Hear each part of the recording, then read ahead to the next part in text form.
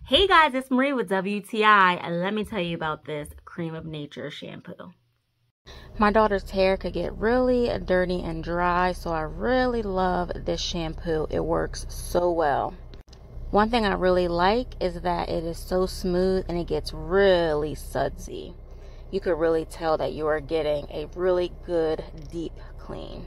Sometimes I add it to my hands, and you know what? Sometimes I just add it directly to her hair, massage it in, and even though it is super sudsy, it is still easy to rinse out. I just make sure that I get every corner, every outside, inside, all the parts, and you can see that it's super sudsy and clean. You can even see it on my hands.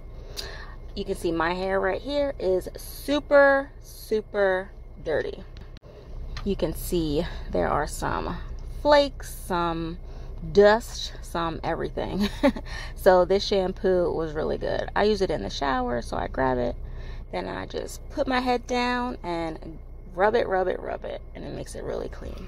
So if you were looking for a shampoo that is good specifically for natural hair, I would highly recommend this product. I'm sure it's good for other hair too, but this is perfect for natural hair. I use it on my hair, my daughter's hair. Our hair is very coarse.